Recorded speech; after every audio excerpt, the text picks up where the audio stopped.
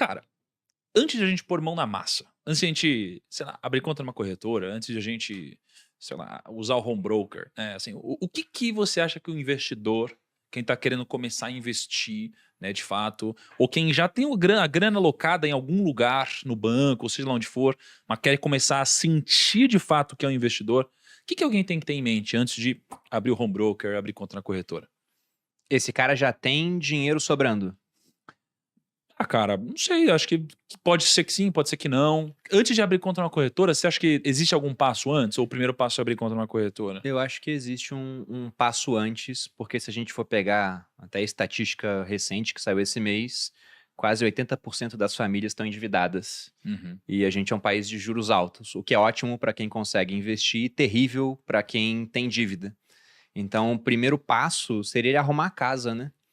Porque de que adianta você emprestar para o governo para ganhar 1% ao mês se você tem um empréstimo num banco onde você paga 4% ao mês? Você repete isso no longo prazo, você vai quebrar. Então eu diria até que o primeiro ponto é realmente mudar a cabeça para ter uma cabeça de investidor. Porque o investidor, ele é um cara que ele aceita abrir mão do presente para que ele possa ter mais no futuro. Então você consome menos do que pode hoje para poupar o dinheiro, investir e aumentar o seu poder de consumo no futuro. E o endividado faz o contrário, né? Ele quer consumir mais hoje, por isso ele pega emprestado, aí ele tem mais poder de consumo hoje, topando ter menos no futuro. E muito menos, porque a gente é um país de juros muito altos. Uhum. E aí, enquanto esse cara vai topar ter menos, o cara que compra uma ação de banco, que é quem empresta a juros muito altos, vai ter muito mais lá na frente. Eu acho que essa troca, né, para usar uma palavra que o pessoal até hoje já repele, né, mas é verdade, é uma troca de mentalidade, mindset, que vai fazer com que o cara tenha resultado no longo prazo. Uhum. Até mesmo eu acho que renegociar a dívida, né? Tem um monte de gente que tá com dívida aí, tá com medo, achando que tá com um valor absurdo pra pagar. Mas às vezes não, você liga lá no banco lá e fala assim, É. pô, eu tinha uma dívida de 5 mil, dá uma choradinha, negocia, pá, e Até paga te um negócio perguntar de melhor. dívida, tu pagou o teu FIES já? Não. Estão dando um desconto de 99%. Não, Sério? pode chegar até 99%. Até 99%. Eu vou ligar, As aí ó, atrasadas. Mas oportunidade. o Kaique não atrasou. É. Ele foi não pagando atrasou. aos Olha aí, poucos. você É que tinha não pagou chegado, tudo que não olha, valia a você pena. paga, Quem né? diria, hein? É. Quem diria? Não, eu vou ligar lá e vou tentar, vai que o cara dá um mega desconto pra eu quitar tudo. Uhum. Mas tá precisando de dinheiro, então vou ajudar eles. Exato. E aí, e antes de investir, tem alguma outra coisa aí que você acha que deveria ser Cara, feita? eu acho que né, nessa questão de equilibrar o orçamento é muito importante. Tem um ponto que eu acho que é muito bacana e que não é tanta gente que fala, mas é você entender o mínimo de matemática financeira. Porque quando você entende o Fudeu. mínimo de matemática financeira, Aí pegou pelo cão, aí foi... não, você. E não é difícil, tá?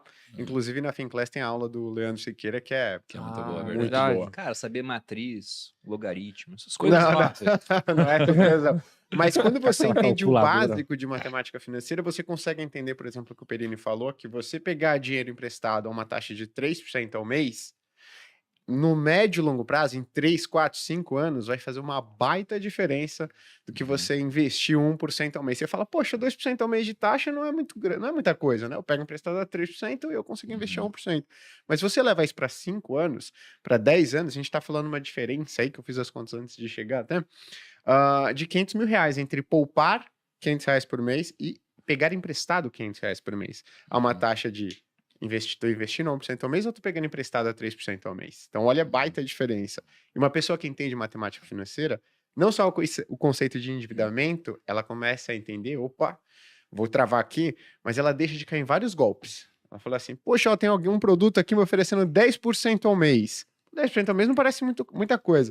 Mas se a pessoa pegasse, né, desse anúncio, pegasse esses 10 mil que ela investiu no anúncio no Instagram, colocasse nesse produto que ela está te prometendo 10% ao mês, você veria que em poucos anos ela ficaria bilionária. Que ela tá deixando de ficar bilionária para pagar esse anúncio aqui no Instagram, verdade. 10% ao mês, né? E ela começa a enxergar que 15% ao ano, 12% ao ano, é uma baita taxa de rentabilidade. Então, entender matemática financeira, o básico, e não é difícil, gente. É assim, uma semana se dedicando, né, a aprender os conceitos básicos de matemática financeira, pô, você já tem Verdade. uma baita evolução. Olha só, então, agrupando aqui, primeiro de tudo, você deve quitar suas dívidas, né? Porque se você começa a investir antes de pagar alguma dívida que de fato você deve, na verdade, você só está se enganando, né? É a única coisa que você está fazendo, porque não tem um investimento que renda mais do que a sua dívida cresce, né? O seu passivo ele sempre vai crescer a um ritmo completamente diferente, então não adianta você querer investir antes disso. porque senão você só vai perder dinheiro de uma forma sistemática, tá? Segunda coisa, estudar um pouco sobre matemática financeira. Na verdade, foi isso que me fez começar a investir. Eu decidi me transformar num investidor quando eu aprendi a forma dos juros compostos, eu joguei isso daqui no Excel e eu vi o que acontecia com o gráfico no longo prazo. Em um ano não faz muita diferença, em 2 também não. Quando você começa a olhar para 20, 30, 40 anos, o gráfico é exponencial. Então, não só você entende, tem clareza das coisas, como por dentro você sente aquela faísca, aquela vontade de investir e acelerar esse processo. Porque o dinheiro que você investe hoje vale muito mais que o dinheiro que você vai investir daqui a 20 anos. Você vai ter muito mais juros correndo em cima disso, tá? Uma outra coisa importante também é que não adianta você começar a investir antes de mudar sua mentalidade.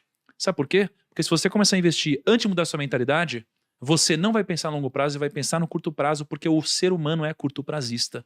E se você for curto prazista, o que vai acontecer? Você vai pegar o seu dinheiro e vai colocar num lugar que provavelmente vai te fazer perdê-lo instantaneamente, porque foi o que aconteceu comigo e com muitos investidores. Você começa querendo ficar rico rápido, você coloca o seu dinheiro na bolsa de valores, achando que essa é a melhor forma para enriquecer, mas você vai quebrar a cara porque você vai ter, com excesso de ganância, né, provavelmente um mau processo de tomar decisão. E por último, antes de começar a investir, a gente precisa montar uma reserva de emergência.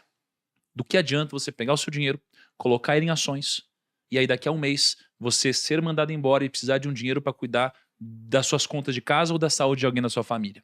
Talvez você seja obrigado, já que somos geralmente testados em momentos de crise, a resgatar o seu dinheiro no pior momento de todos para pagar um gasto que você não esperava ter e gerar um ciclo onde você só tende a piorar, tá bom? Então, passado por isso, você vai começar a investir. Agora, começando a investir, a gente começa aonde?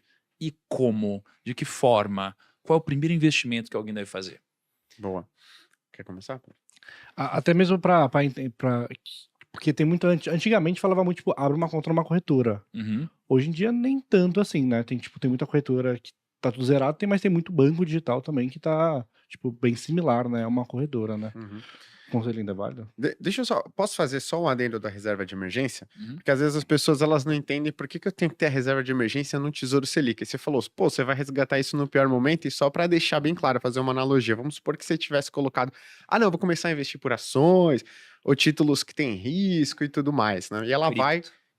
Cripto, inclusive. Tem mais investidores e investidoras cripto no Brasil do que com dinheiro no Tesouro Direto. Ou seja, o pessoal já tá E é um fazendo pessoal errado. de longo prazo, que tá perdendo agora. Ficou pra longo prazo. É verdade. Exato, né? Transformando investidores de longo prazo, né? Mas enfim, você tá lá com 6 meses de reserva de emergência em ações, tesouro pré-fixado, tesouro IPCA+, que são títulos que oscilam, né? Investimentos que oscilam bastante. Uhum. Você fala, poxa, eu tô ganhando em 1, 2 anos, tá subindo muito mais do que se eu tivesse lá naquele investimento super conservador do Tesouro Direto.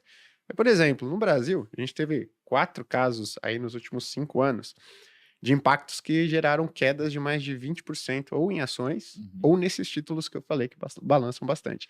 E a pessoa tem que pensar, o quanto que eu tô perdendo, tangibilizando isso daí? Se a reserva de emergência ela tivesse em ações na pandemia, poxa, tá lá 6 meses para pagar meus custos fixos. Aí ela perde a principal fonte de renda, o trabalho, como muita gente perdeu. Vou recorrer à minha reserva de emergência agora para arcar com meus custos fixos. Ela viu a reserva de emergência dela sair de 6 meses das despesas, né, mensais para 3. Então, ou seja, poxa, perdi minha principal fonte de renda. Tenho minha reserva de emergência. Tá lá em ações, títulos que oscilam bastante. Olhou, não cobre mais 6, cobre 5, 4, 3. Em alguns casos, cobria menos do que 3. Né? Então, só para deixar claro pro pessoal por que tem reserva. Porque, como o Perini falou, tem cripto aí no meio. Né? E olha só, isso que você falou é uma coisa que a gente negligencia, né? É chamado no mercado de ankle point, que é quase que o seu calcanhar de Aquiles, né? Porque a gente sempre tende a achar que isso nunca vai acontecer. Mas geralmente acontece tudo de uma vez. Então, olha só, né? Geralmente a gente é demitido durante uma crise, ou o meu negócio, se eu sou empreendedor, ele para de faturar durante uma crise.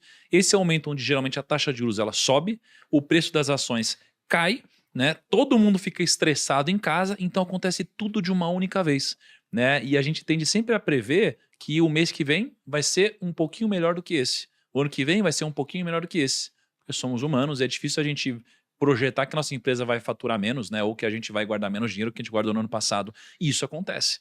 Então, o Uncommon Point, cara, ele destrói a vida de muitos investidores, não é? Mas já que a gente tá falando de reserva de emergência, cara, qual que é a melhor forma, então, de a gente montar uma reserva de emergência? Eu posso até fazer um contraponto só, fazendo um papel de advogado do diabo aqui. Por favor. Não é falando que, sei lá, vai sair o corte, não é pra ter reserva, né? Não é isso que eu tô falando.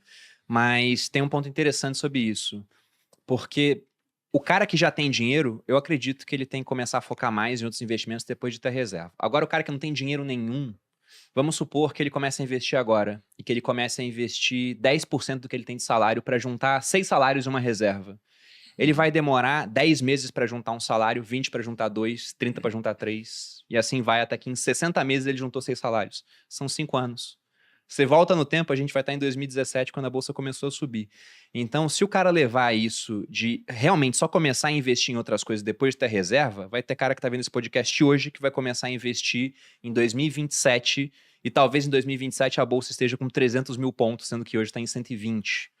Então, o que eu penso é que você tem que focar na reserva, até para evitar que você seja obrigado a vender tudo quando o Uncommon Point chegar, mas você tem que começar a molhar o pé na piscina da renda variável, que é começar a investir um pouquinho em ações, um pouquinho em fundos imobiliários, sabendo que tem que ser um pouquinho, porque na hora que a crise vier, e é engraçado isso, eu lembro que antes da crise vir, diversos educadores financeiros, analistas, faziam posts assim, o que você vai fazer se as ações de repente caírem 50%? Olha, Aí nos comentários do pessoal, vou continuar comprando igual. Aí os outros, eu vou continuar recebendo meus dividendos, tudo igual.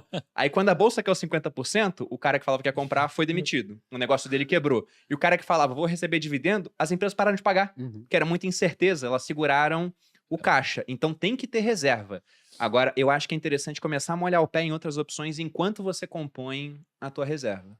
até porque, cara, é muito difícil você aprender alguma coisa sem você aplicar na prática. Ninguém né? aprende assim, cara. Não aprende sem ensinar. Imagina, você dá um Kama Sutra pro cara que é virgem. Ele vai aprender? Ele vai aprender só lendo? Ou ele Não, vai saber não. menos do que o cara que não lê nada, mas tá dando uma transada de vez em quando? É um exemplo óbvio, Pô, né? geralmente eu dou exemplo do ringue, né? Pô, É.